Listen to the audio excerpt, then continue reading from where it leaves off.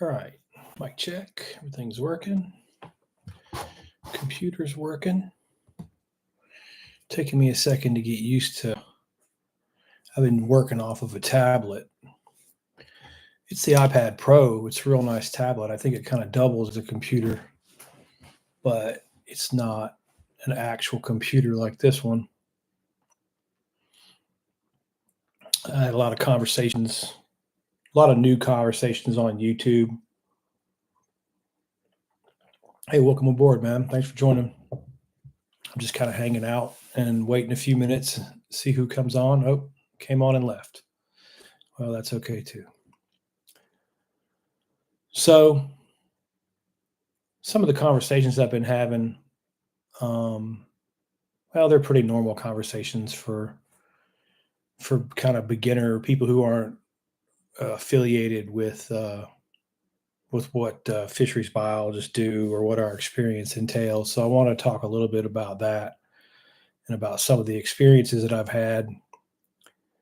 And I think if I talk about the experiences that I've had, it will help people understand kind of where I'm coming from. Hey, thanks for joining, man. Appreciate it. I'm just having a little coffee and dragging my feet a little bit, trying to get some ideas together. If you have anything you'd like to talk about or any questions that you might have, just throw them up there in the chat. I'll get to it. Hey, welcome aboard, man. Thanks for joining. Just I didn't really come live. I have a couple ideas. I titled this one the electrofishing experience or something like that. So I was going to start out talking about doing electrofishing jobs and what that entails. And I'll just go ahead and start. People will come along as they find it. Appreciate you guys joining. So when I got started, I actually started managing ponds before I left the University of Georgia. I had a connection to homeowners associations that had ponds in it. So I started talking to people about doing pond management jobs a few years before I actually bought and was officially a business license type of deal, you know. But when I got out of school, I went and got I got a lot of permits for treating water and, insurance to go on homeowners association properties and things like that. You've got to have in place to be able to operate a business, in a community association. And that's primarily where my work came from day to day. I did have some other jobs, some colleagues and stuff that came along where we would use electrofishing equipment for like sampling uh, fish for tissue analysis. Oh, there's Frank coming in. What's up, Frank?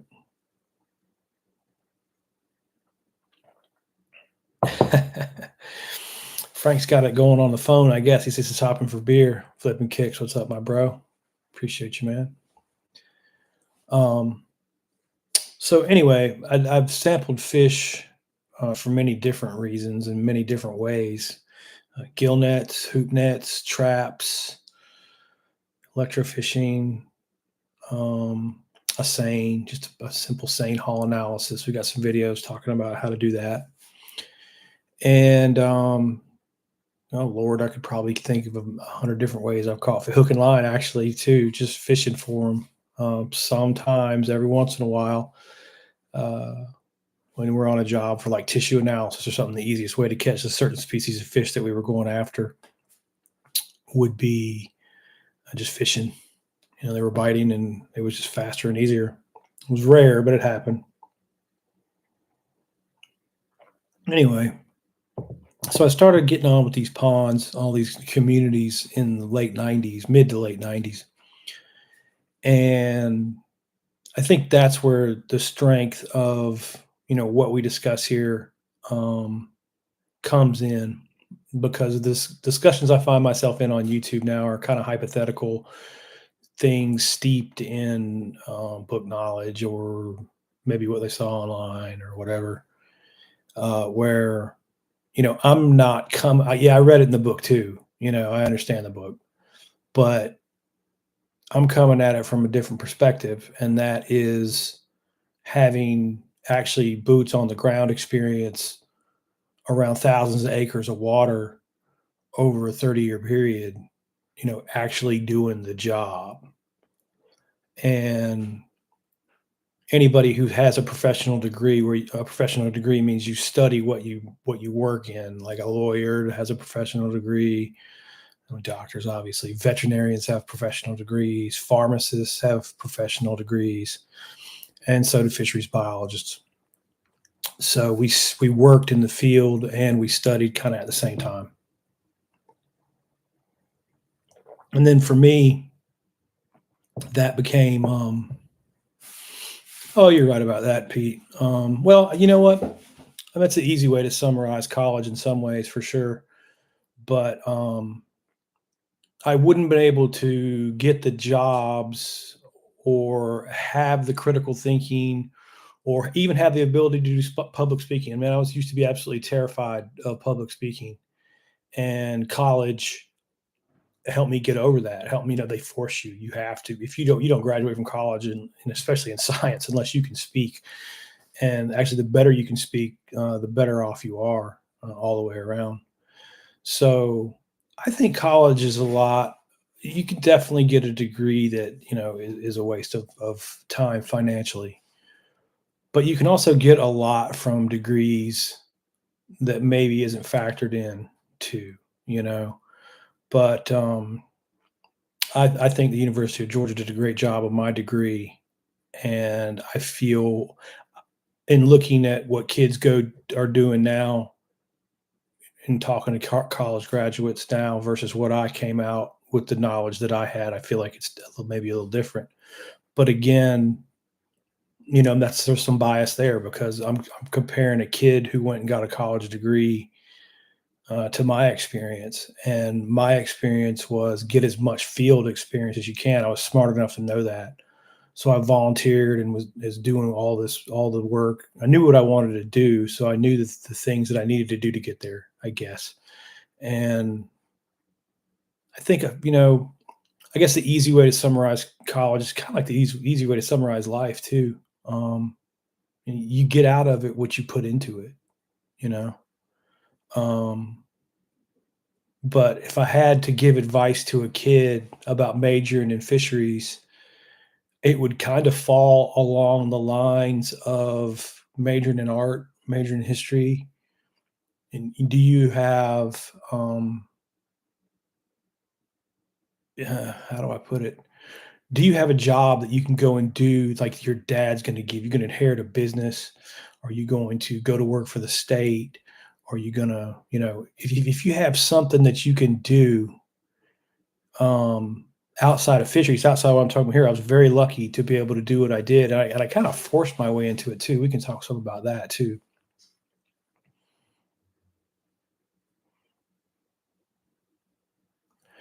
Oh yeah, Pete. Yeah, I know, man. And Pete brings up a good point too, man.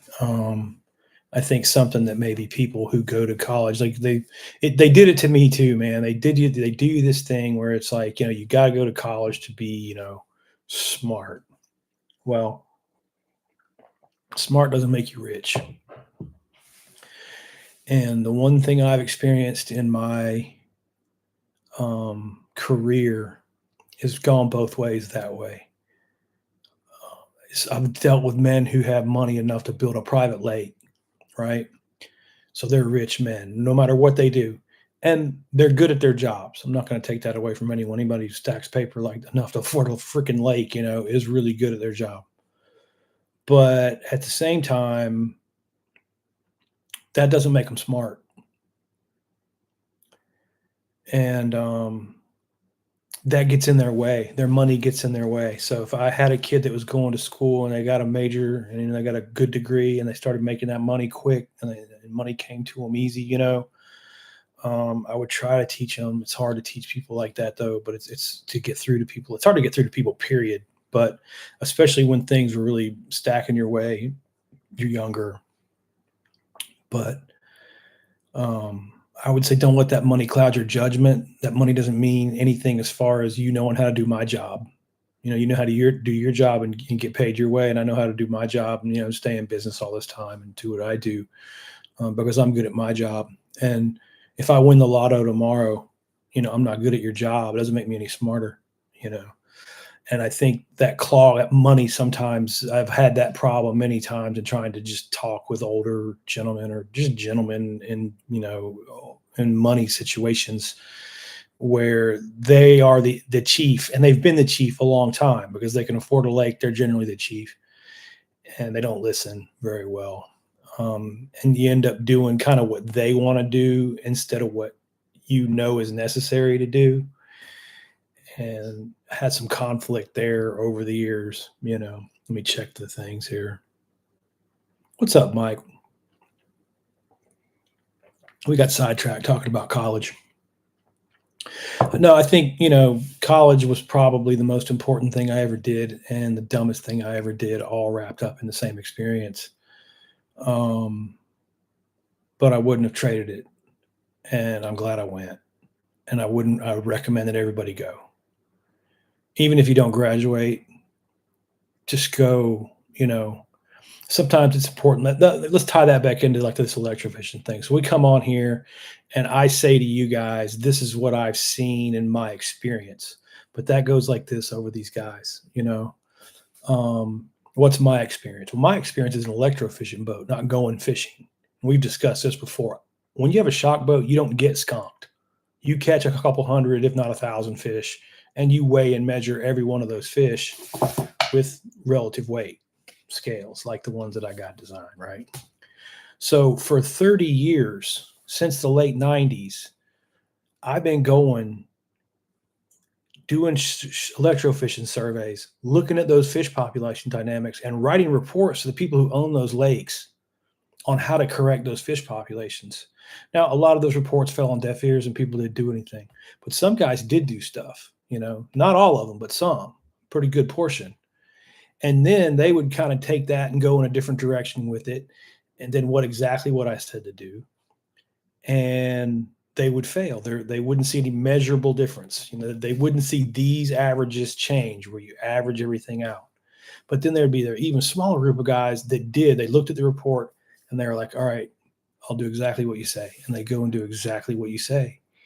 And those did experience measurable differences. So all the information that I learned in college, we'll call book knowledge, I can't disprove any of it.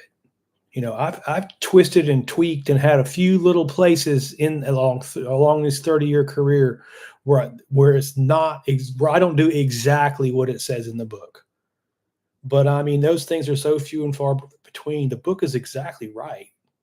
I've never been able to disprove anything that the book on the fish population dynamics part of it, on the chemical part of it, where you're treating the water with chemicals, and you're doing those kinds of things to try to control plants. I mean, all this has been researched pretty heavily, and it's right, But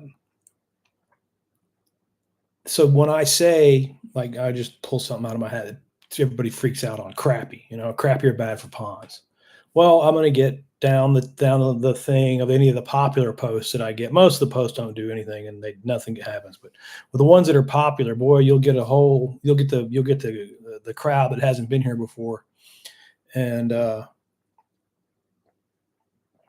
they all say the same things. It's kind of funny. It's everybody's misinformed in the same direction. It's really weird, but that's why I started doing this, to take what I learned in school and then what I applied in the field and what I used to build a business. And then I sold the business. I don't know too many guys who've done that.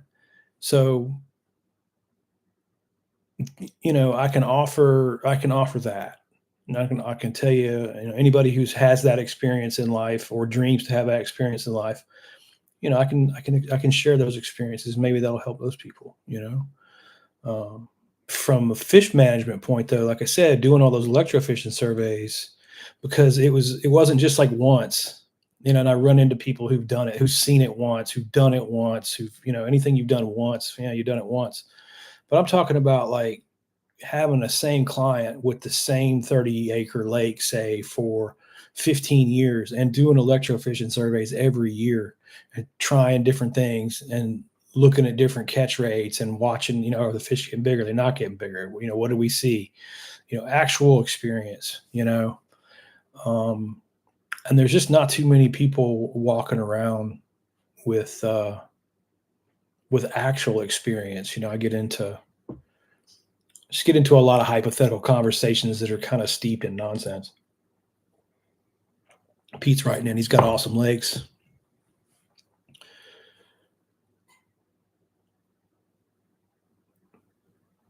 Yeah, we can talk about Pete. Um,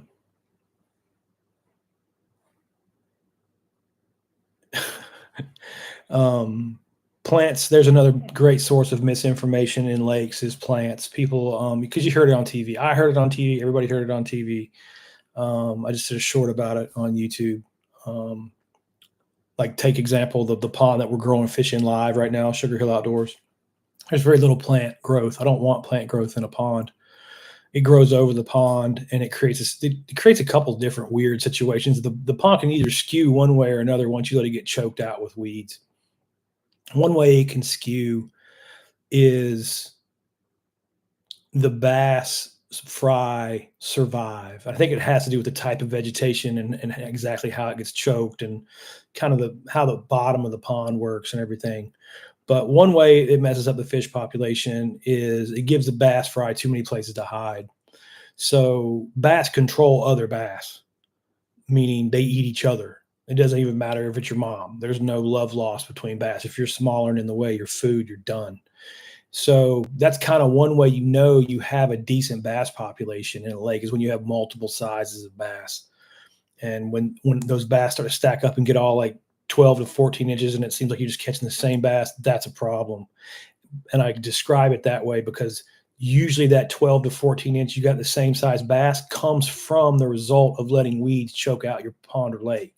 Because too many bass fry survive, then generally what happens is they call a guy like me and they say, hey, it looks terrible, fix it. So you go out there and do the treatment, but the lakes have been choked for years. This has been a gradual process that's occurred to the fish population due to the mismanagement of the plant population, you see. So then, since all those too many bass fry have been surviving, you give an overabundance of bass, that size, and there's not enough forage to get them to grow. Forage isn't an unlimited resource. There's a limit. So when you have too many bass overfeeding, their growth stops and you get a pond full of stunted bass. And it stays stunted because and a lot of times, like it would be me catching the flack. Well, you sprayed the water, now the fishing sucks. That's not how it worked. The fishing sucked because you neglected the lake and let it get choked out with weeds and disrupt the balance of the fish population. You didn't allow those bass to hunt and do their job. They stayed protected in there too well. And then once the pond cleared up and you go fishing again, then you realize the fishing was bad and you automatically pointed the finger at me. And again, that's not something that's happened to me once or twice. I'm talking that's something to me that's happened a couple thousand times. I made a living. I made a good living spraying water, not killing anything. It's a very hard thing to do in some situations.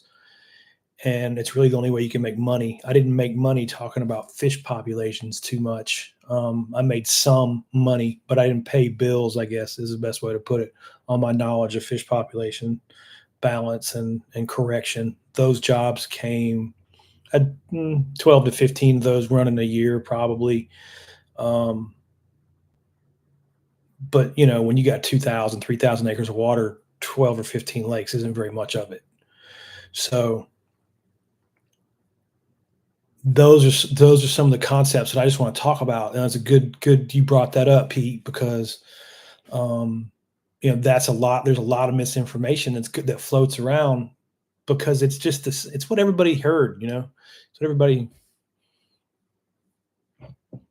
Oh yeah, well, your lake's not foolproof to being destroyed by aquatic vegetation. No lake is. Now you have an excellent point in that the shape of the lake, the bottom basin, the fact you mentioned my ponds are shallow. Yeah, exactly. Now I define shallow as 25 feet or less when you're talking about weed problems, and then when you start talking about water clarity issues, like if you've got super clear water like a Highland reservoir, 25 depth isn't going to matter. The weeds will still choke you out. So again, now we're getting into nuances, you know, where the conversation starts to deviate away from facts. And the fact is, I don't care what your lake is, weeds will kill it if you let them.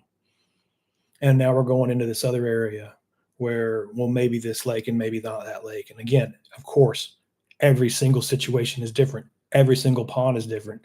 Every single lake is different. I'm just saying, this whole idea that the weeds are good for weeds take nutrients out of the water. And if you're in an area like Georgia where there's not much nutrients in the water anyway, that's even further depleting the fish population. So by getting rid of the weeds, you're actually increasing the base of the forage base and increasing the amount of fish that can be held in the lake. And that's the kind of misinformation that I'm talking about. That's a fact that's been measured by Auburn, Clemson, South Carolina, University of Illinois. I mean, that's a stone cold fact. But sometimes that doesn't land, that the facts don't matter sometimes online because of what has been said and what people assume to be right.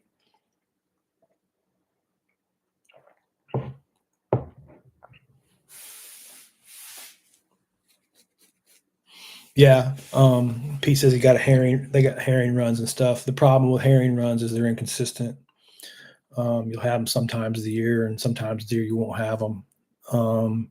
In ponds, like, when you got places that are attached like that, you're dealing with a completely different environment. But in ponds and smaller lakes, where you don't get an influence of bait fish from outside sources, um, it's like a pie. It's like a just exactly like a pie, like a pumpkin pie. It's a limited amount of food, and you can't have everything you want. That's another big mistake I see guys make in their ponds and smaller lakes, stocking this big diversity of fish species like it is a big major reservoir. Yeah, actually, there's a big major reservoir right there, so I pointed that way for anybody who's new. I was just out there. The short was on there today. It's Rodman. It's 10,000 acres. It's in Florida. It's full of weeds. It looks like, there's a 10-pound bass everywhere. There are a lot of 10-pound bass in there actually, but they have that ideology of, okay, that is a good fishery, so all fisheries should look like that. And again, all fisheries are different. All fisheries are in different places. All different fisheries have different watersheds. All fisheries were built for different reasons, for different purposes. Another thing I run into a lot is like the nature. Well, you just I'm interrupting nature. I find that hard to believe in a man-made reservoir, how I've disrupted nature in any way. If you want me to stop disrupting nature, you're going to have to go knock the dam down, take the road out, let it go back to a river back there, and all the streams that filled all the ponds that I managed that were man-made, which was all of them. None of those are actually natural environments. So there again, we have a loss of kind of connection as to where we are. I'm more close related to a landscaper that comes and mows in the artificial environment you call a yard than I am, protecting some kind of pristine wilderness like a national forest. A pond manager manages man-made things. And the best stocking strategy to put into your pond is a man-made idea. It's a man-made research. A guy named Swingle at Auburn trained and filled up ponds, looked at the different combinations of fish populations that you could stock, drained them down, weighed and measured the fish, and came up with the ideas of how we should manage these man-made impoundments and how they should be stocked and managed. There's nothing natural about them.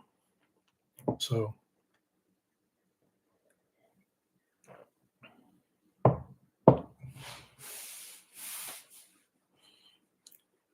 yeah, Massachusetts is cool, man. I like it up there. I've been up there before. It's a beautiful place up there. Yeah, herring's running in. That's interesting. I haven't had too much experience with stuff like that. Now the lake behind the house here, we'll get dolphins in there. There's flounder out there, shrimp, crabs out there. Probably I don't know. By the way, the crow flies not too far from the coast, but down the St. Johns River is about an hour. And there's all kinds. And there's another perfect example. What and how it's managed in Rodman Reservoir is not how it's managed even at another reservoir around here that doesn't have the tidally influence water, and it's certainly not how ponds are managed. Um, but that being said, we can draw similarities out of how these fish populations interact with one another. And again, I'm talking from a place of doing electrofishing work and measuring the fish. It's not a guess. I looked at it, I measured it, and that's what it measured like. Kind of like if you picked up a bunch of pieces of wood and you said, what are the lengths of those wood? What is it? It's about 2 feet. Okay, what's the exact length of that wood? Oh, it's 23 and 7/8. That level of measurement is what I'm talking about. I'm not talking about just guesstimating, looking, holding up, say it's a healthy fish. No, no, no. Actual relative weight calculations, and then you see like in the electrofishing surveys, will show you like, wow, the crappie population took off. Like there's like 2 spawns ago, there's a ridiculous number of like 5-inch crappie or whatever, or um, we don't see any bass fry, or we see too much bass fry, or you know again, the numbers, it's immeasurable, the amount of different combinations and things that come out of your mouth when we're doing jobs like that. You can't even talk about all of them. So when I talk in summary, it's like, well, I've seen this 90 times out of 100 times. Yeah, there was 10 other places that didn't show the exact same results for whatever, maybe depth, like Pete was saying, or something was different in the lake that kept these things from impacting, in the way that we're discussing in general. But generally speaking, the 10 times that you saw it out of 100 times don't make an exception for the rule, right? So,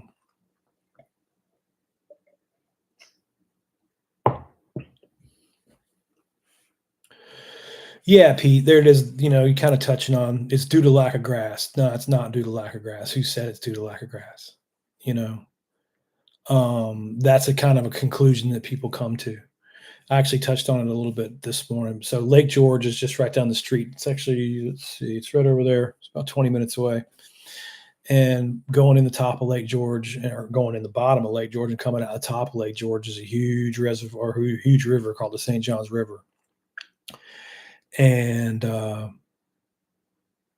rivers have a diverse amount of species. So let's use our ponds as an example. Like the one I'm doing right now, Sugar Hill Outdoors. I got 2 pounds of growth a year on my best growing bass. They're at 4.1 pounds in 2 seasons. Why are the bass growing like that? Well, because I stocked them at a lower rate. I stocked them at a 40 fish per acre rate, and I put the perfect forage in there in that 2-acre pond for them is bluegill, right? So they're in a perfect environment with their density right, the perfect forage form right. Now, what will mess that up? Adding another species of fish, just one, if it's the right one. In that pond, it would be crappie. You add crappie to that pond, you're going to wreck my bass growth. You're going to wreck my bluegill growth. You're going to wreck my entire pond. And again, I know it because I've measured it. And it says it in the book too, but I've measured it plenty of times. And as soon as crappie go into that thing, man, some ponds won't hold, you won't have them, and that's good. They're easier to manage. But just adding one species of fish to my pond will completely destroy my fish growth. Now let's take that back to the St. Johns River. Okay. They got tilapia. Now they got snakeheads. They got peacock bass. They got flipping every single kind of crazy fish that I can't even hardly identify from half the world's, from not to mention all the other fish that naturally occur there in that tidal water. Like I said, there's flounder right out there. Dudes throw cast nets for shrimp out there, you know. So I would say that instead of jumping to a conclusion and pointing your finger at the DNR and saying, well, they sprayed the weeds and now the fishing is destroyed, I don't agree with that line of thought at all. I think how many different species of fish have been introduced to Florida since that lake was fishing good? It's probably 100, you know? And that lake is behaving the exact same way as that pond would behave if you put one bad fish in the pond, totally wrecks it. Well, not one bad fish in Lake George, but 100 or even 10, if it's the right type of 10 species, that kind of thing. You see where I'm going with that? So these things are much more complex. Like when you're talking about this happens all the time in ponds too. I tell them, look, man, your pond is stunning with bass, right? You got too many bass in it.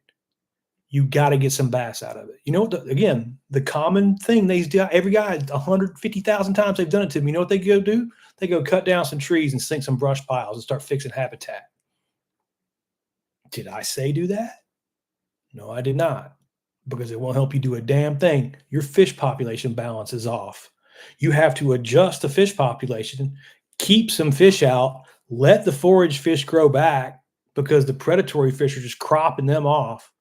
Okay. Now your fish are growing better again. Now you can go do the secondary things like add some habitat to concentrate a decent fish population to try to help that fish population that's growing. But I can promise you, in a bass heavy pond, I've watched, I don't even know how many thousand guys do it. Do they keep a bass? Nah, they give me $1,500, $2,000 to go electrofish a pond. Don't do what you say. Go sink some brush piles. Go do some things like that. Go back out the next year and actually measure the fish. The fish, there's no measurable difference in their fish population. Everything they did, they wasted their time. And I've seen that played out a bunch of times.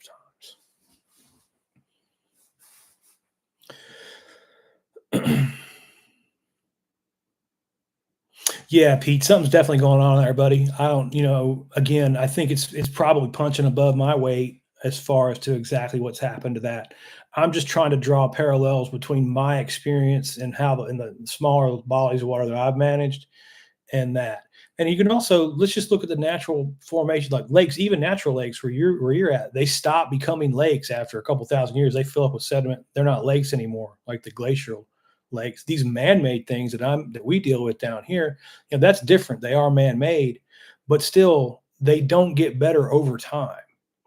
And what happens is, like that river that's coming in Rodman Reservoir, when you first built this big Rodman Reservoir place, they came in, there was no fish here. They let it fill up and they stocked it with the proper numbers of fish.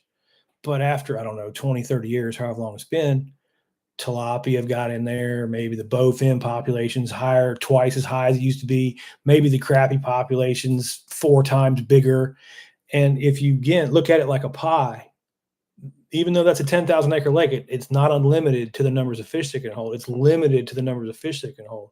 So every piece of pie, you take a piece of pie out for your bullhead catfish, brown, yellow, and black bullhead all get a piece of pie. Bowfin, take a big chunk of forage that the bass want because they're predatory too. Striper come from the river. They'll blow up in there. They're taking a piece of that forage pie too. And the more and more and more predators that you add, the less and less and less slice of pie you have for your largemouth bass. Then you start adding things like those big tilapia. Those tilapia are huge, man, like 6 pounds. Nothing can eat them. I guess dolphins and saltwater fish could eat them, but we don't have enough to control them. Those things are full. You can see hundreds of tilapia along the bank. Just in another few months, I'll be out there. We'll shoot a few with the bow and eat them up and stuff like that. But all those big 6-pound tilapia are not good forage for bass. So every 6 pounds of tilapia that's out there is 6 pounds of shad, 6 pounds of bluegill, is 6 pounds of shiner, is 6 pounds of something else is better that can fit into a bass's mouth. So those tilapia are changing the fish population dynamics of that lake in a way that really can't be measured until they kind of completely screw it up. But what you do here in that lake and every other lake, well, man, you should have been here 20 years ago. Yeah, no kidding, because lakes are always better when they're younger. Always. Go look at any of them. They kill it. I guess the last one we used was Bussy Break in Louisiana. It's like 4, maybe 5-year-old, 1,200 acres, I think, over there. They just built. MLF went over there and busted every single catch record they had in a 4-year-old lake last year. 12 pounders, guy was multiple 10s. biggest stringers, da da da da, all that 4-year-old lake.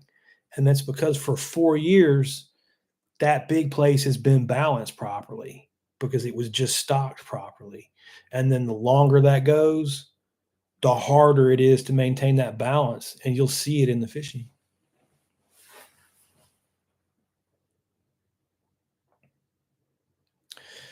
Midwest, no. I thought about watching that game. The last I saw, it was like 42 to something, so I decided to go live. It's not good for the Knolls. Kind of saw that one coming though. Good catch though, Midwest. I am not watching that game. But yeah, I don't know, Pete. Um, what were we just talking about? Oh, Lake George, lack of eelgrass. Yeah, they were just talking about the eelgrass too, man. It's coming back, and that's a perfect example of kind of all right. So I went around, I moved to Central Florida about a year ago, a little longer, and it was the DNR, just like they did to me on the ponds, just like it's done to all the guys who try to do their job. You guys have sprayed all the eelgrass and killed it and ruined the fishing. Well, first of all, the fishing's not ruined out there because the dudes who guide just figured out where the 10-pounders went, and they're still dragging 10-pounders out of the left and right. There's one every week. The fishing hasn't been impacted. How much you catch the fish has been impacted due to the lack of eelgrass. The fish are still there. They're just not on the eelgrass. Now, spraying all the eelgrass out of Central Florida, that sounds like somebody who's never done any kind of spraying before, ever, and in a fantasy. You're not doing that either. There's not enough time, money, energy, or resources in 5 of the DNRs to do that much spraying. So I would say something probably along the lines of environmental, probably the hurricanes that keep blowing in here 10 times as strong, jacking with the tides, blowing salt water inland way further than it's ever come. Um, just constantly being bombarded in ways that it hasn't been bombarded before. Now, those types of ideas interest me very much on where all that eelgrass went. So those are some of the ideas or some of the things that I heard from people, though, just blaming the state because they saw them spraying. Well, how do you know they were spraying eelgrass? We can put stuff down that doesn't kill one plant and kills another. It's our job. And I talk to those dudes about that kind of stuff all the time, right? There's certain weeds that are just like there's certain fish that are really bad for lakes and fish populations. There's certain weeds that are too, and there's other weeds that are beneficial. And you just nailed it on the eelgrass, right? So in Rodman right here, the eelgrass is coming back, and they were going to do a drain down. They sometimes they get hydrilla problems in here, and they control the hydrilla by draining the lake down, exposing it to the air, killing it in the winter for about 4 months, just letting the river run through. And I was looking forward to that because the bass fish is incredible when you crowd all the fish down into the river like that. But they're not doing it this year because ta-da, eelgrass is coming back. Getting some stable weather and for nature, whatever reason, the eelgrass is coming back.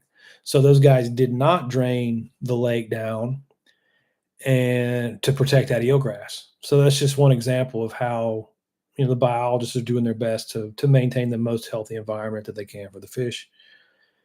And then I would venture to guess too that if the eelgrass is making a comeback there, it's also making a comeback in the St. John's. It's making a comeback in Lake George. And once it does come back, I bet we'll probably start seeing some better fishing being done because those fish are obviously probably just instinctively in like that environment, just through generations and generations of fish living in the eelgrass. They just like the eelgrass. It's how they how they live, how they get down.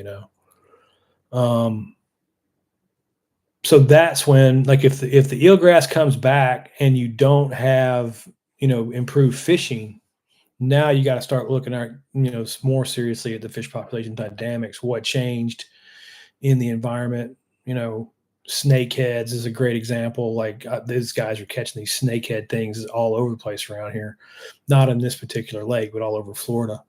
That's a big predatory fish. That changes, again, it's taking a piece of that pie.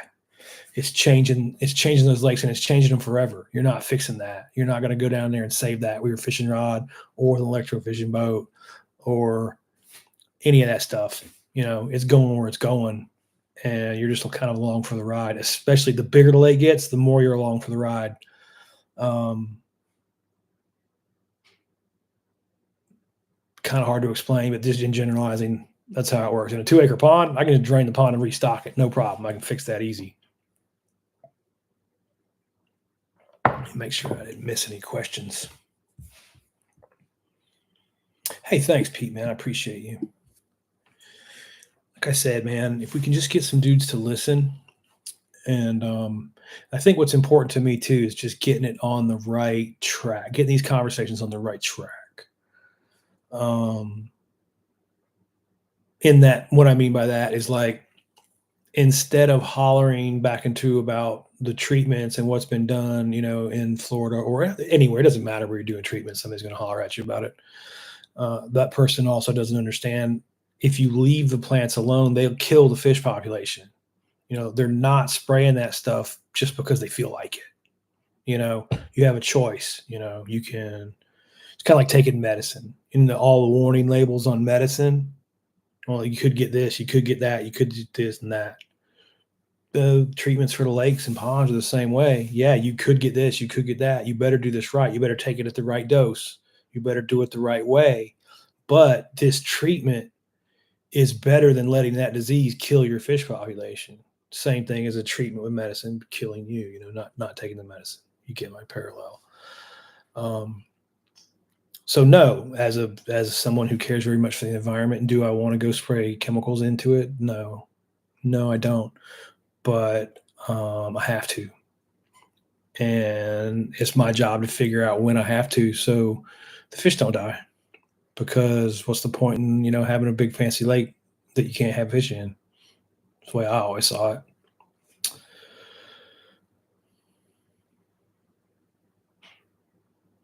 Yeah, Pete, man, you're touching on. Pete says he's caught 30-pound limits at Lake George, and but he's not going to go back, and that's unfortunate. But I understand you, brother.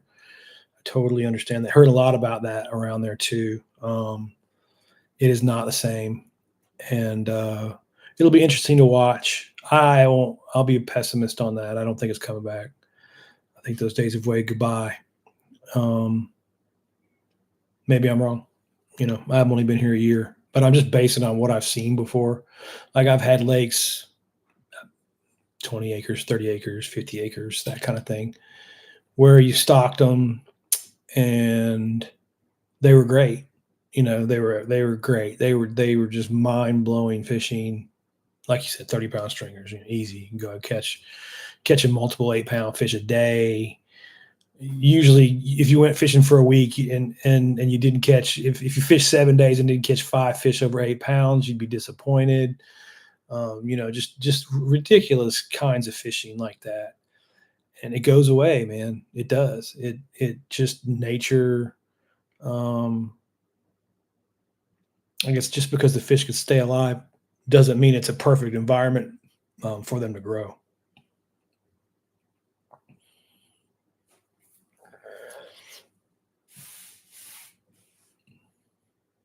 Yeah, Pete says he judges the tournament. He judges the fishery by the tournament weights. Well, let's talk about relative weight a little bit, Pete. That's weight relative to length. That's how I judge them. And I have a crappy one here, but like a 12-inch crappie, the standard weight is 1.08 pounds. So it gives me a frame of reference, like a BMI chart at the doctor. And what you'll notice, like one pound for a 12-inch crappie, they're never that in the small ponds. They're always underweight, like a half a pound, like severely underweight for what they should be. After they get in and get established, they don't do well. I've covered it many times. They don't do well in ponds. And so that's where I'm coming from. After you go to about your 1200th pond, done your millionth freaking shocking survey, taking the measurements and going, oh, look, another pond with crappie. And oh, look, another pond where the bass aren't over 85% relative weight. And the crappie are down here, this 85, 75% relative weight as well. And the forage population is non-existent. It's like buying the same T-shirt down in Central Florida every single vacation. You know what I mean? You're rocking that. You're rocking that Central Florida, uh, neon yellow tank top every time. That's kind of how the shotgun surveys went. And what I'm getting at is, you know, these fish populations, I can manage a fish population in a 2-acre pond way easier than I can manage Lake George, Um, but he's talking about grass harvesters. Yeah, grass harvesters, they're not perfect either. I've seen grass harvesters kill the crap out of fish fry, chop them up, Cuisinart them. The other drawback you have to grass harvesters is once you take the grass out of the lake, you have to put it somewhere, and then that gets involved into trucking and fuel and trucks, and you're seeing the chemicals are because there's no money to do any of that on a grand scale. Nobody has that kind of money. Nobody has the environmental budget. Never have. Like these homeowners associations that I work for, they never paid me to manage fish populations very often. They would line item that right off the contract. No, we're not doing anything about the fish. We don't care about that, which was strange to me. Being a fisherman, be always interested in fishing. People have these bodies of water, live on water, and don't fish in them. Kind of weird. But they did that crap to me all the time. So I had a dilemma when I was a kid. After I got going, I was making enough money. I didn't really care. I just did it anyway. If it was a small enough pond, I could handle it on the shock survey. Say they needed some bass removed, or sometimes they maybe need some fish stocked or whatever, and they weren't willing to pay for it. I would just take it over there and do it. And again, that falls back into I did an electrofishing job, determined the fish population balance, then took some fish over and corrected it, or removed some fish from it and corrected it. So I'm really not speaking to anybody from just like a couple years experience reading a book in college. I'm talking about walking around and doing it for a long time. And it's right. I mean, the stuff in school, the books are right. I didn't disprove anything that they said.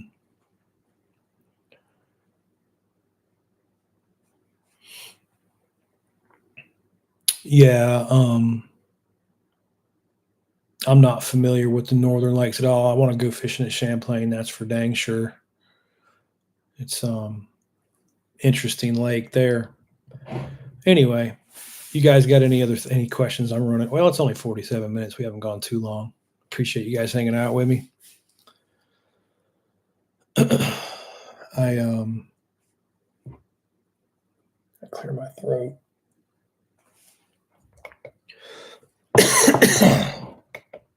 I learned to mute the mic. I hope that muted it. I think that muted it. Coughing in your ear. But yeah, some of the more interesting jobs I did electrofishing were the mercury sampling jobs. They were cool. A buddy of mine, Tony, got me onto those deals. That was sampling in rivers more than it was any place else. And it was interesting. Like we would sample, one of the rivers we sampled was Savannah River. Runs between Georgia and South Carolina and kind of into the coast down there near Savannah. And I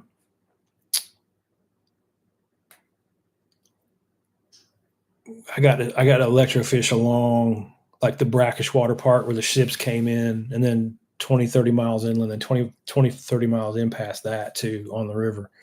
And seeing the change in species diversity in brackish water is crazy. And it's really crazy too, like how far from the ocean fish can be. It's amazing. Like you would never believe that. And I'm talking 100 miles sometimes. It's ridiculous how far away they can get. It was amazing to me. Did you guys see that video on? It was in the Everglades. The dude was he had caught a fish and held it, and he put his hands into the water and he washed his hands, and the guide told him not to do that, and he said, "Oh, it's just for a second." He did it again, and the bull shark grabbed his hand and snatched him in the lake. And I thought, man, that scared me to death because there's bull sharks right there, and I never even thought about it. But there absolutely could be bull sharks in the lake behind my house, easy. So that's something I got to remember too.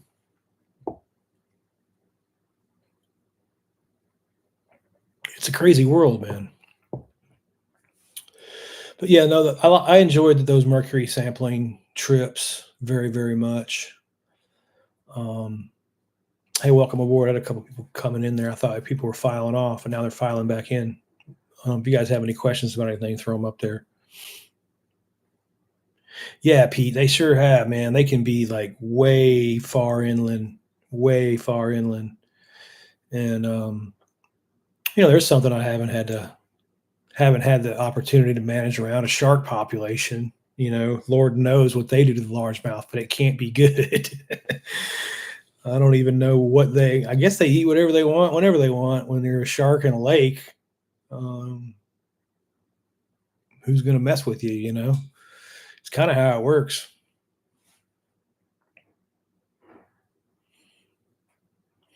Oh, Frank, you like cats? I like cats, man. Underpainter's got a ton of questions. Well, fire, bro. I got a ton of time. You guys have a good holiday. Mine was cool. Hung out with my sister, saw my dad. Did a little driving, a little traveling, saw some friends. Can't complain.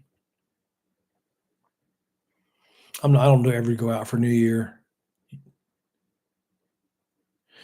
Oh, here comes question one from the underpants sniper. I thought that said paint. I was like, what is underpaint? That's a funny name, man. It's a good one. All right, so hybrid bluegill. Yes, they can. And I don't like hybrid bluegill. And so let's just go into that. Back years ago now, there's a guy. He's dead now, but he took credit for producing the hybrid bluegill. He's a South Georgia fish hatchery guy. He deserved none of that credit. He just did a good marketing job on something that had been tried many times before he ever did, as far as I could tell from the reading that I did in school. So what they do is they take a green sunfish and they cross it with a bluegill, and they call it a hybrid bluegill. And I don't like them, and I don't stock them in my ponds for the same reason I don't stock crappie in my ponds. It's an extra predator. And it's not necessarily the hybrid bluegill that can mess you up, because I can't remember. I think they're all like 90% male or 90% female. I can't remember. Pretty sure it's male. It doesn't matter. They're all 90% one or another. So they don't spawn as good, but they're not true hybrids in that they can't spawn at all, because a true hybrid fish can't spawn at all. But they can spawn, yes. And the problem with that is the dominant gene in the hybrid bluegill is the green sunfish. So when you do get that little bit of reproduction coming in from them, they're breeding in a green sunfish, which is a highly predator, just like these crappie. What I just explained to you, they cause all kind of fish population problems. So I've used hybrid bluegill a couple times in like some trophy bluegill ponds that are heavily fed, that are small, that were fully willing to drain. And I didn't stock them; they were already stocked. I just managed them. I've never stocked a hybrid bluegill, and I've never stocked a crappie anywhere ever, because it's not my job to screw stuff up. Now, some guys don't look at it that way. Some guys look at it like it's my job to sell fish to make money, and that's what they do, and they'll sell you whatever they want, and I don't even hold it against them, because that's America. But I just don't do it. But yes, hybrid bluegill can spawn, and no, you do not want their spawn in your pond, unless you're willing to drain it and start it all over to get rid of that spawn to balance it back out again.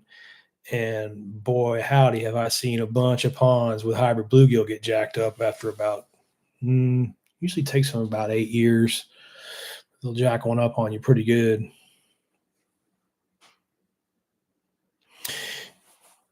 Yeah, green sunfish are a huge problem in ponds, Pete. Um, they're competing with bass and eating what bass are eating. And ponds are limited in space, like we talked about earlier, smaller, shallower. So again, we're going back to the science of it. If we're going to have one predator in the pond and we're trying to grow the healthiest fish possible, that one predator needs to be largemouth bass, and it doesn't need any other help. They do more than enough hunting to control bait fish populations. Um, and when you start layering species of fish into a system, you're also layering in the complexity. It's like a watch. Like what would be like the simplest watch? I don't even know. It's got like maybe 3 gears in there, and that would represent our bass bluegill system. And then like the most complex watch, like a Rolex or whatever, Tag Heuer or something. I don't know. And it's got 87 million gears in it. Right. The 87 million gears is just like adding a bunch of different fish species, right? The other watch is simple and it works, and don't mess with it, right? When you start layering in all those other different species of fish, you make the complexity of the management you make it unmanageable is what you make it in a pond situation. And even the guys with the big lakes, they have their limitations too. They can't just totally control fish populations. They can try to nudge them one way or another with laws and stuff, which is a perfect example. All right, say the state comes out and says, "Hey, quit throwing bass back." As a matter of fact, you guys have thrown bass back for so long that it's illegal if you don't keep it. That's what needs to happen in a lot of these lakes right now. It's not happening, but that's exactly what needs to happen. You should be getting a ticket for throwing it back. The fish are in such bad condition. And I actually saw in Texas, somebody copied me out of they made that law for crappie, starting about right now and going through until the spawn. You're not allowed to throw the crappie back. If you catch it, you keep it. And I think as people catch on to how bad off our fisheries have been due to sometimes from people not listening, doing catch and release and listening to TV fishermen and not biologists, you're going to see stricter and stricter laws about harvesting fish come down the line like that. Or we're going to start to see our fish populations suffer even worse than they're suffering now. And I can attest, it's not good. I don't come on here every week trying to talk and teach this stuff to people because I had a great experience running an electrofishing boat. Very disheartening. Underpants come back in there. Hybrid gills happen naturally. Yes, they can. Yes, they can. You will see lots of hybridization of bluegill, shellcracker, red breast, green sunfish, all those. I've seen hybridization of all those types of fish before, man. Um, it is not uncommon to see hybrid sunfish, and it can make them incredibly difficult to identify. Those species of sunfish um, can absolutely hybridize. Oh, I could probably give you a guess. You could probably guess it out too, man. You just look at them, and what you have to learn is what a bluegill looks like. Okay, instead of trying to tackle what all these fish look like and try to remember all of those ideas, let's remember one fish and everything about that one fish. And then you can either go, that's a bluegill or that's not a bluegill. And in my world, especially the ponds and small lakes, that's really all you need to know. Now, it does help to know exactly the species, and I do know them, but what I'm getting at is even if you can't remember all that stuff, if you know it's not a bluegill, and you're positive it's not a bluegill, right? And then you can be positive that, hey, we just spent the whole afternoon with the kids fishing, and not one of these fish that we caught was a bluegill. That's valuable information for me to have. Um, but the list, I would need like a chart and a, well, I can use this picture of Mike Spade. All right, here's one way we can do it. You see the white edge that Jen painted on the outside edge of that opercle flap? That's not a bluegill. Bluegill never have a white edge like that. Oh, got a thumbs down from somebody. Yeah, now you're getting into it. Key it out. So when you catch a fish that you don't know what it is, you're going to have to go to the key. And then when you get hybridizations, dorsal spikes, anal fins, and pectoral spikes will be different. On the hybrids, they'll be interchanged sometimes. So even in keying them out, they can be really, really hard to identify. And the hybrid sunfish are a nightmare, really. And you see them in rivers a lot too. That's the most of the time. If it's a hybridization of some kind of sunfish, it's usually around a river area. But oh, you can send them, man. I don't know if I could. I don't know if I can identify them all positively, but I can give them a shot. Yeah, a Facebook Messenger, or I don't think there's one on here. Instagram DMs too. That's fine. I'll try to ID them for you. Sure will. All right, let me go back up. Mike, 80 miles in on the stripers on the Hudson River. Yeah, I believe that, man. Stripers run. On a seal too. That's cool. Oh, it's aquatic biologist, the same as this one, man. Or my name, Shan O'Gorman.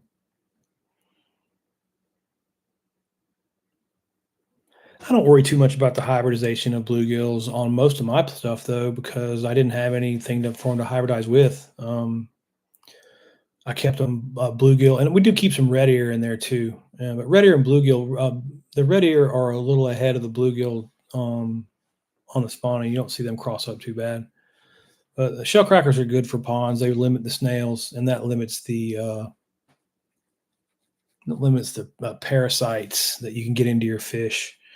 And it also, shellcracker are the only fish that can extract and crack open those snails and get that protein out of the bottom and convert that into fish tissue that then bass can eat. So they add kind of a supplemental forage earlier in the spring spawn, a little earlier forage pop, and they don't interfere with the bass bluegill pond. So when I say bass bluegill, I mean bass bluegill and red ear.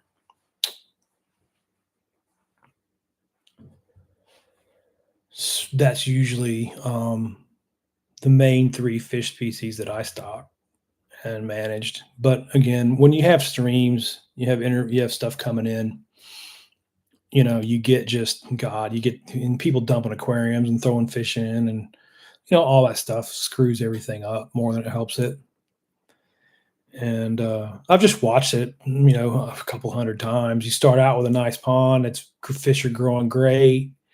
And then something down the line, something happens, fish were thrown in, floods happen, this and that. You start seeing different fish in the electrofishing survey that you didn't have before. And then the fishing starts to get worse. And that's been a really, really consistent pattern. And you don't even have to have other fish come in from outside. All you have to have is somebody not managing the fish population the right way, not keeping the bass balanced. Be one perfect example. And it gets off.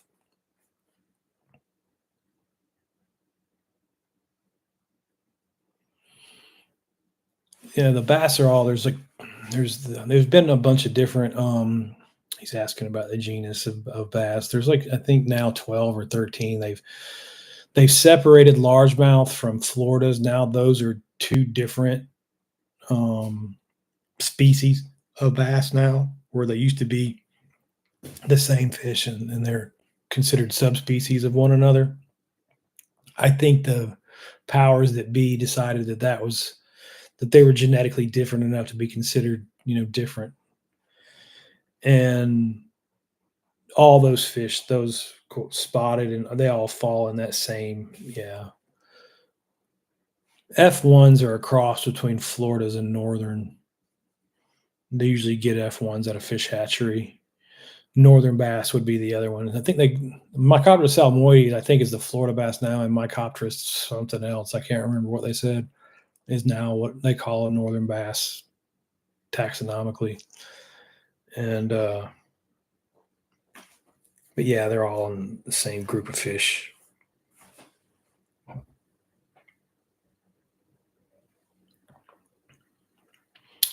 It's been a fun job managing these ponds over the years. I got one I got to go out to next week. It's in Florida. It's a 10 acre. I think we'll do some. Sometimes people don't want you to put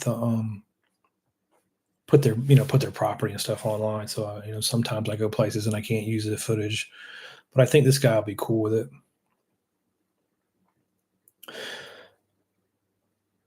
Yeah, Pete, you're right about that, man. Spotted bass have really hurt lakes. I've watched that happen many times in Georgia. You don't want spots in the lake. They tend to crowd. They'll get about a pound and stop growing usually, and they tend to displace all the other fish as well. Like we had a few lakes in Georgia, not many. We had smallmouth, and I had really good smallmouth fisheries. Those are gone.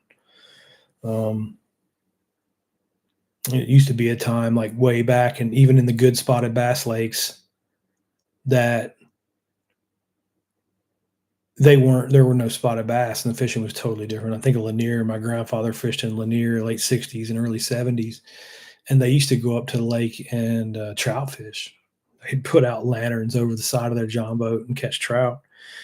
There's a few trout in the lake still that come in from the rivers, but not like there used to be. Underpants got a question. um, oh, Kerr is loaded with spots. I didn't know that, man. That sucks. That's just down the road here too. I have to go check that out. I haven't fished over there yet. Tilapia or carp. I've never seen tilapia control weeds worth of crap. Um, I couldn't stock them much in Georgia, so I'll have to admit that my experience with them is limited.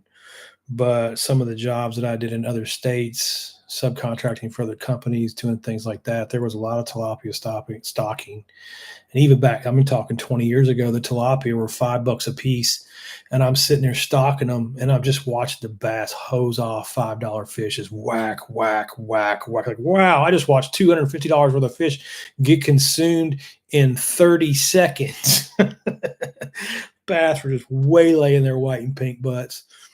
Um, and if that didn't happen, then you put them into a pond that didn't have any bass in them, like a stormwater retention pond or something like that. And then they went in and we still treated those ponds. Like it wasn't like there was a difference in the amount of chemicals that we used in in the water to treat. We just sold them the tilapia. You know what I'm saying? So then you go out there and you still do the treatments, you still do all that.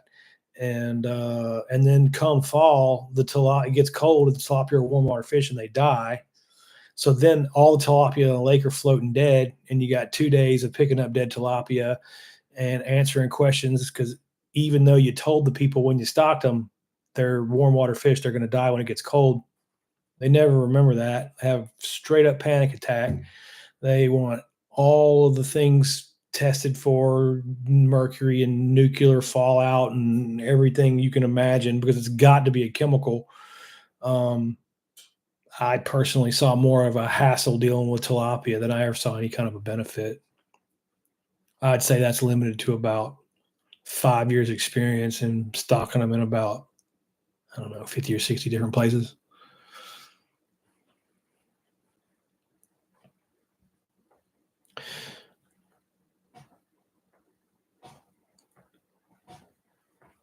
Oh, they got different slang for stuff. Frank's saying they're crossed between a common carp and carp fishing is big over in Europe. Oh, Kerr Lake in Virginia, not in Florida.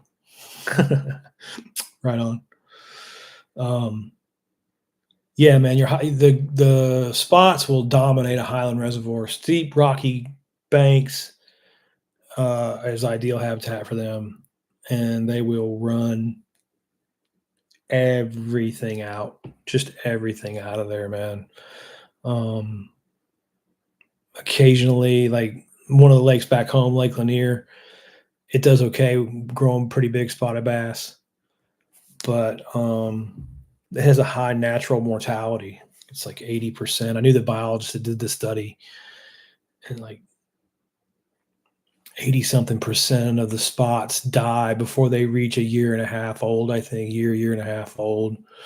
Um, Something going on in the water quality, or maybe with some parasites or something. They didn't. The study wasn't as elaborate enough to determine what was killing them, just that they were dying. And that's a good example too of like how much you can harvest a bass population. You can have 80% of the fish not survive to be over a year and a half, 2 years, whatever it was. And it's still a world-class spotted bass fishery. Still plenty of bass survive. It's one of the most heavily fished reservoirs in the country. People crank fish out of there constantly. Really good example of Mother Nature's doing the harvesting for us. But if that mortality wasn't there, if whatever's causing all those bass to die wasn't there, that place would be run out with 10-inch spotted bass that are all under a pound. Like all the places are that have spotted bass usually, because most places don't get that kind of natural mortality.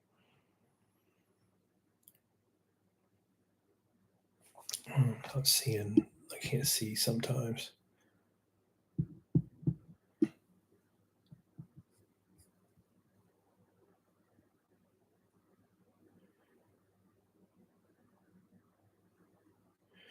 Oh yeah, Eric. Eric's got a good one coming in. Underpants is asking about varieties on smallmouth. I think there's a couple of them, man. And again, I think all that stuff just changed, so I don't want to tell you something. You just Google it. I think they did change something with the small, how they design like 4 or 5 different kinds. I don't know if they're calling them different species anymore or exactly what is going on with that, but there are different varieties of smallmouth, and it's 4 or 5 different varieties.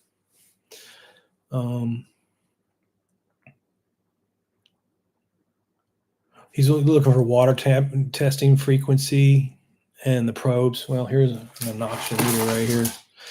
O2 meter. HANA works good.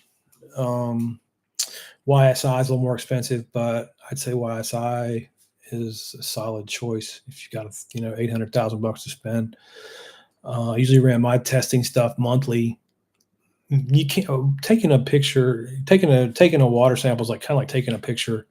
You're looking at that, at what you look like that exact second of that exact moment of that exact place, right? What it's like now is different than it was then.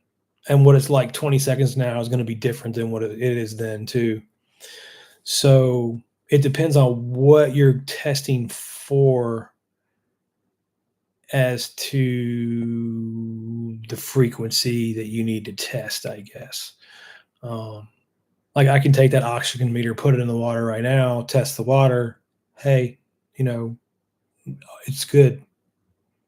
Go back right before the sun comes up, test the water. Oh, it's bad. It's all the fish are about to die. There's another thing that'll tip you off about oxygen too. All the fish will be dead when there's no oxygen. So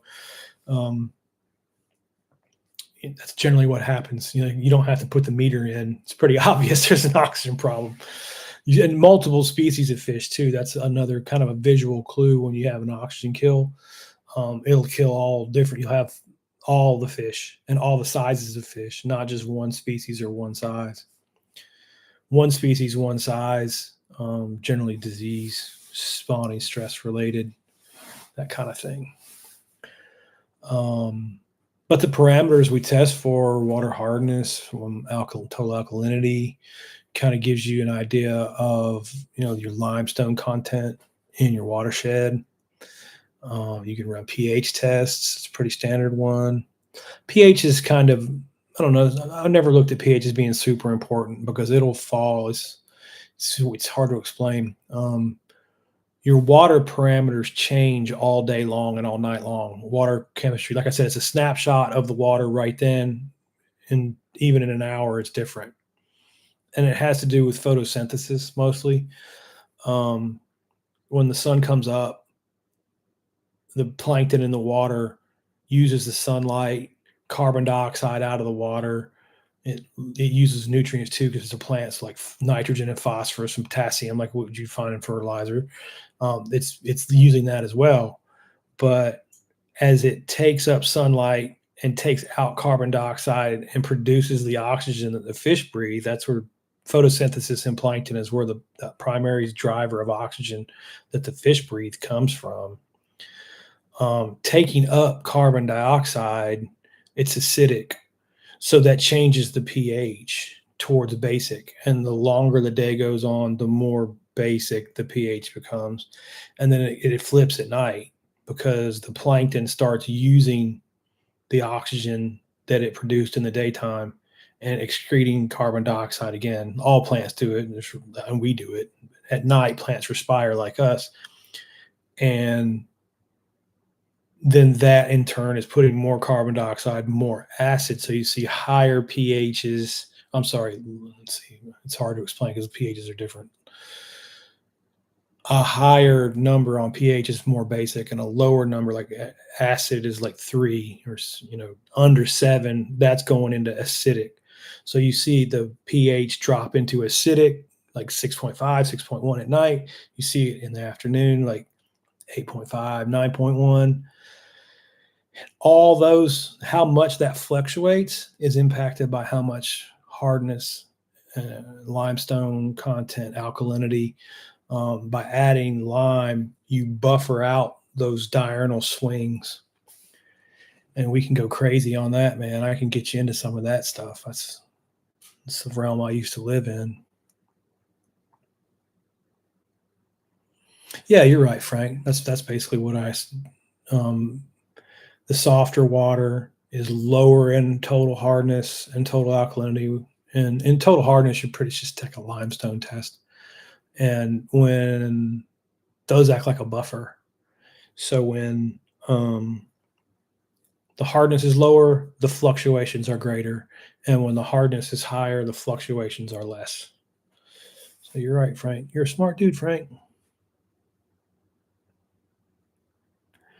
Eric's asking, do we have systems that you can set up to continuously monitor? Yeah, there are systems like that, man. But again, for what? You know, in a pond that I'm managing for like, no, I don't need that. That's usually when you see systems like that, you're dealing with some kind of water discharge of a private company back into a public body of water. So like I've seen systems set up like that on car washes that release water into a stream, or I don't know, other businesses. I haven't personally seen these, but like paper mills or power plants or anything like that that would have some kind of mechanical failure that could impact water quality would have a really high tech water quality device set up in the area to watch for that kind of thing. That's normally where we see stuff like that. And as long as we stay in the realm of not going crazy and doing our job right, we don't need that. We can just check the water monthly, every couple weeks, whatever. It doesn't change that much, I guess.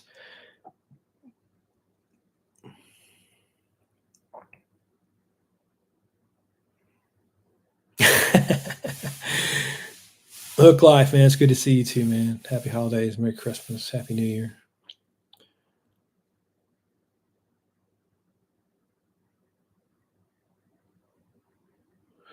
That's a good question, Steve. So Steve asks, highly fished areas more productive at night than during the day. Is it fish behavior adapting to the changes? Well, it certainly can be. If you're in a high pressure or high fishing pressure situation, being there at the off times is a good idea. But Further though, we can go into the straight biology, and that actually ties really back ties real well back into what we were talking about earlier and all the electrofishing experience that I've done. Normally, electrofishing is done at night. And the reason why you do electrofishing at night is because you catch about 3 to 4 times as many fish as you would in the daytime. And the reason why you do that is because fish behavior completely changes at night and they get up off cover. I'm not saying they don't still use cover and stuff, but you can see it in the electrofishing survey. The fish are up higher in the water column, which is important because electrofishing, you can't dig them out from deeper than 8 or 10 feet usually, depending on how your boat's set up. But most rigs are just sampling that first 8 feet of water. Um, but fish loosen up and get higher and more spread out at night in the water column, and that puts more fish in the area that the electrofishing boat works. Therefore, the electrofishing boat works better. And like I said, it works considerably better. So I think you're probably just seeing some of that behavior um, to go along with your other observation of fishing pressure and people not as many people being out there at night. I definitely think that theory holds some water, and I think you're smart to have kind of figured that out. Have I ever come across a record-sized fish while electrofishing a pond or lake? Um, no, not really. And there's a lot of misinformation around electrofishing too. Um, it doesn't bring up all the fish. And you don't even hardly like 1% of the fish population in a pond, and you've done an extensive electrofishing survey. You know, um, it's biased in ways too. Like electrofishing boats don't catch small fish as well because the small fish have less surface area and they don't get shocked as hard.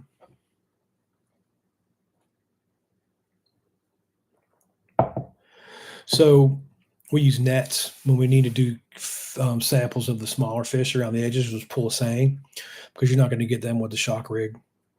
So you're biased towards your bigger fish. Bigger fish get hit harder, and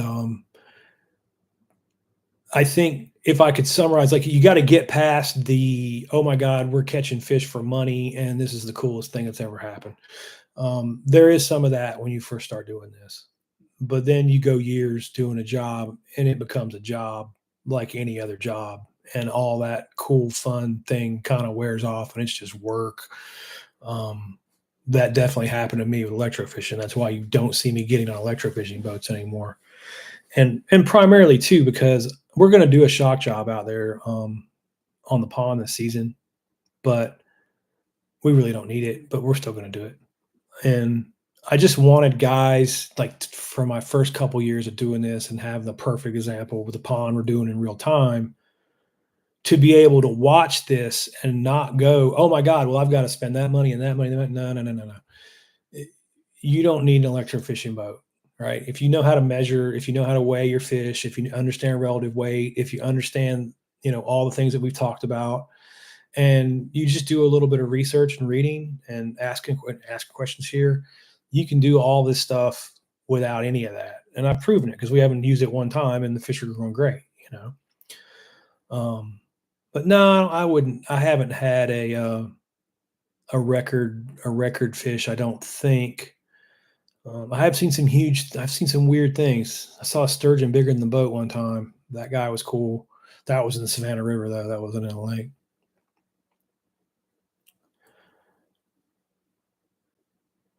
Yeah, hook life. I think you got on to something there. There's probably less predators at night for the fish to have to worry about. Maybe they loosen up at night, come out of their areas, or whatever. Sure, sure, that makes sense to me. Um, yeah, I don't know. It's probably a lot of things, really, but it's definitely a thing because I've seen it, man. You can literally triple. You can go down one bank and then just like literally triple from daytime to nighttime on the electrofishing survey. It's considerably more fish caught at night.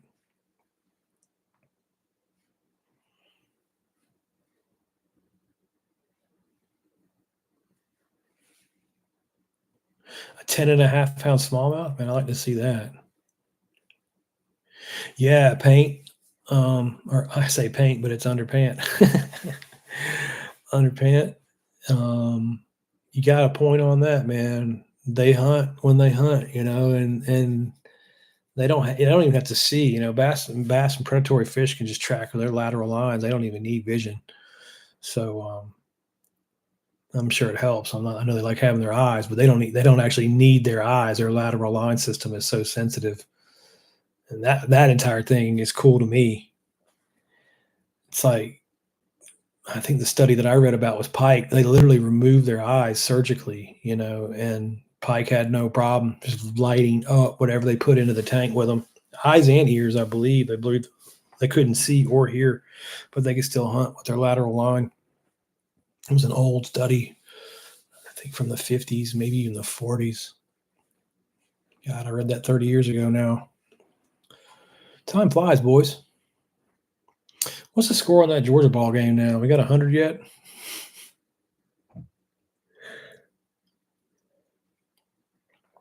Oh, poor Florida State. I didn't figure that'd work out good for them. I kind of felt like Georgia should have made the playoffs, but that's okay. Can't go your way every season. We've had it go our way a few. Anyway, let me go back through here, make sure I didn't miss anybody. Oops. See, I am not good at controlling things. There's too many buttons and new things for me to learn.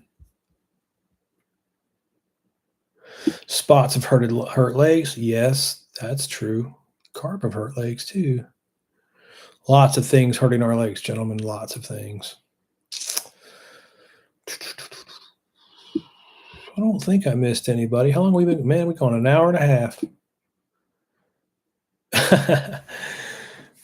All right, Steve's coming in. Opinion on the blue walleye. Was it a color morph of the regular walleye or something else? Yeah, we had that come through a couple years ago, man. I think it was a bluemouth pike. They turned that almost turquoise looking. And I didn't know, but in having that happen,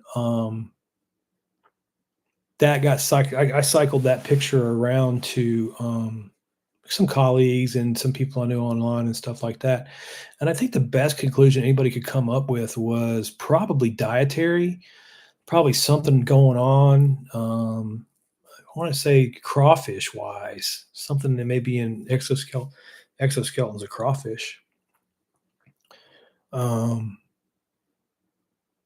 But even if it's not crawfish, I would venture to guess that it's probably something to do with what they're eating, because it seems to be a cold water thing as well. It was in the cold when the blue pike came by. But that's kind of my best guess. I'm definitely not 100% and don't have any science to backing that up. I'm just kind of guessing on something else I've seen. I don't know.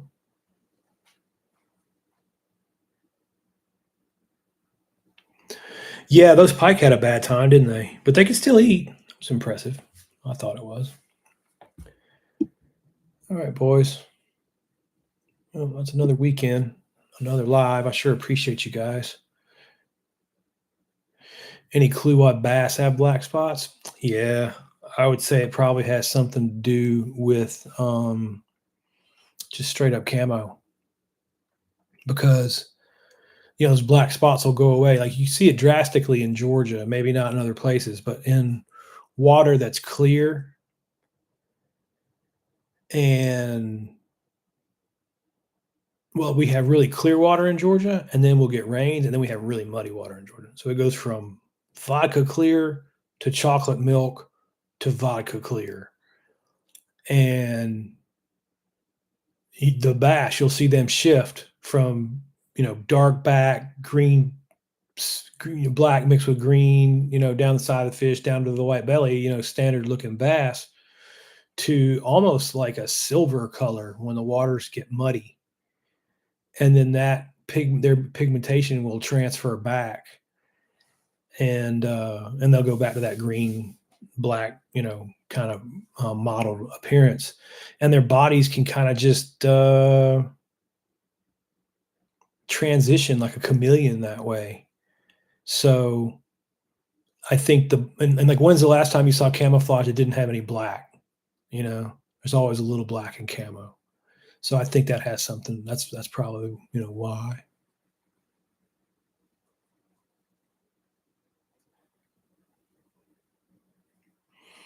He had an American come up there and catch the record in Canada. That's embarrassing. You just got lucky, redneck.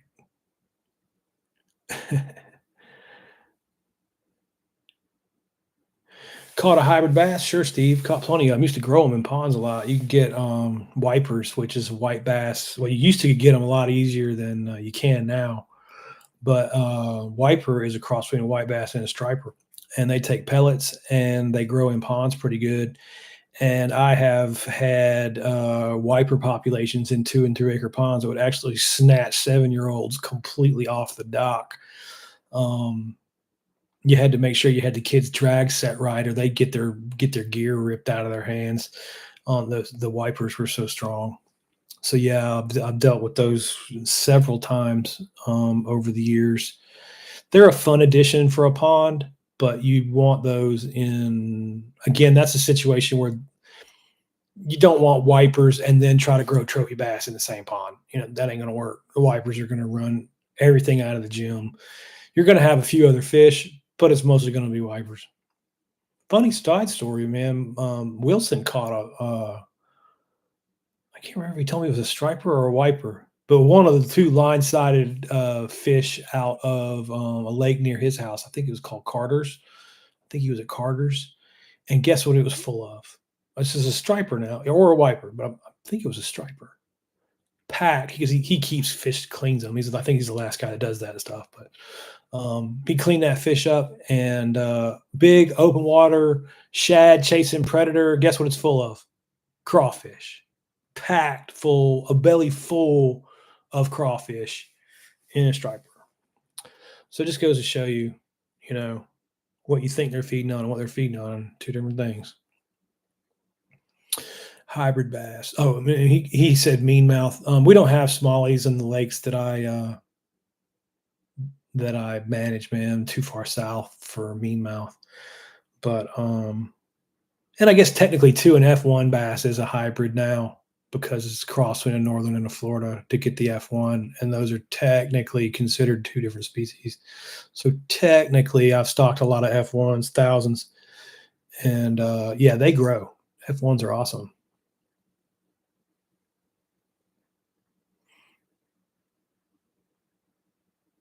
Yeah, small. I think a largemouth, smallmouth, and meanmouth too hook life, but it could sometimes. I think that kind of gets interchanged with spots and largemouths too, or spots and smallmouths. I think are probably a more.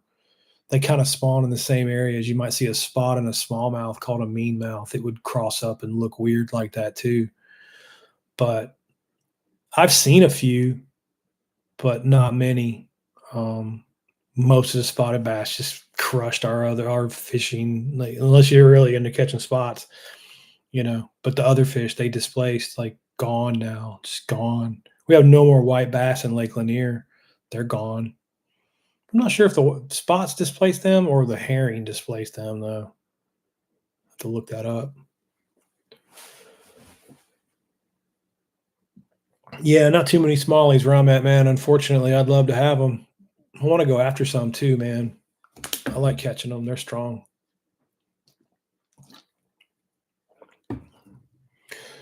Anyway, hour and a half. That was a good run, boys. I'll chill for one more second in case there's any more questions, but then I'm going to jump off and probably watch some Netflix. There's a bunch of good stuff on Netflix these days. But I certainly do appreciate all you guys chiming in and talking. And I don't know, I might go live a little bit more. Best crappy meal. Well, I'm pretty simple on my fried fish stuff.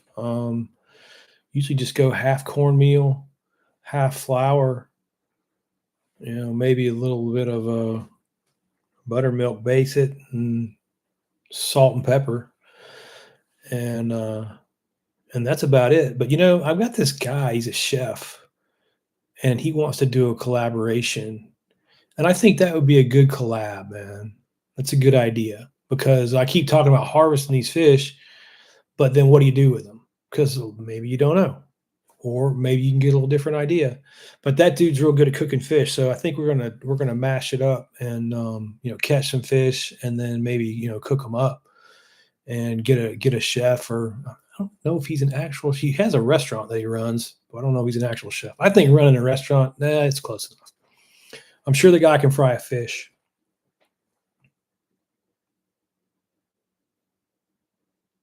I'll check it out, Hook Life. That's cool, man. Rivers, smallies are fun. That current's different.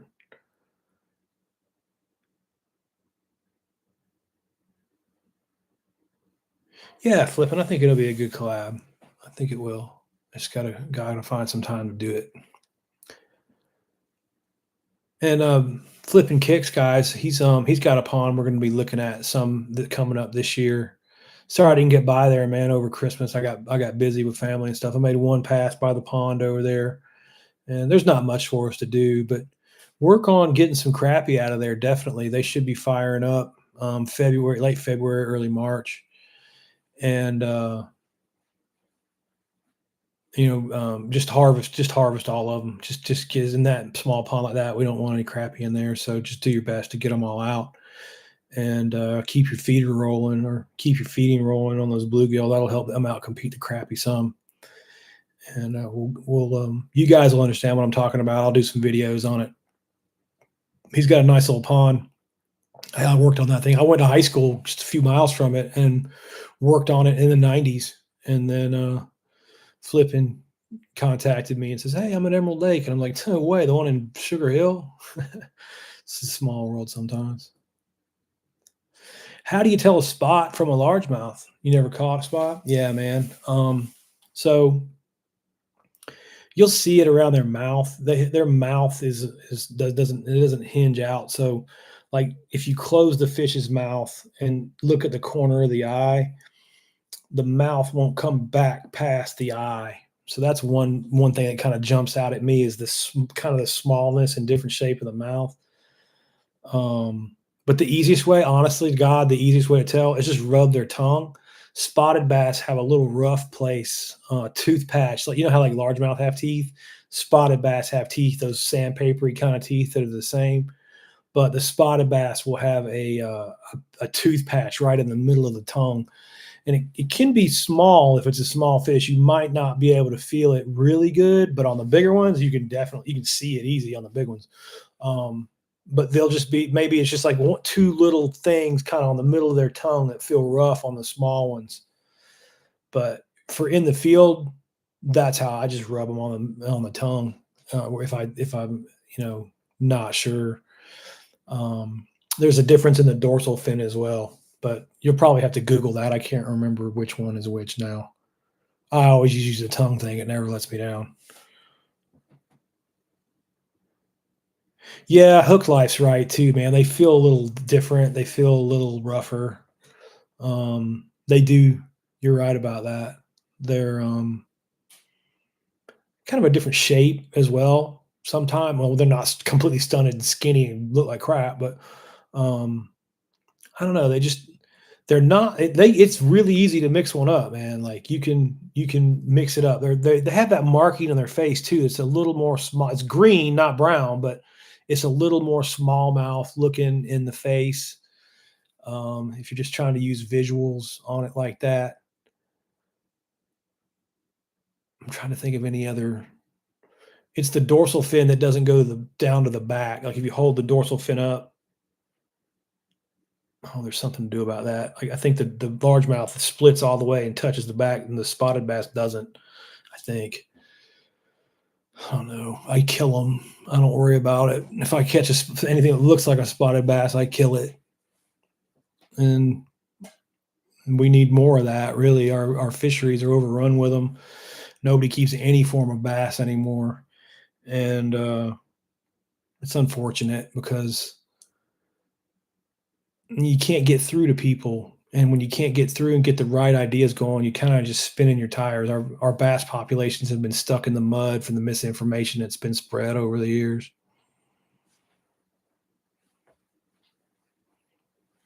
Flippin says he's got cold and slow. Got nice bluegills. Yeah, I bet you got some nice bluegills.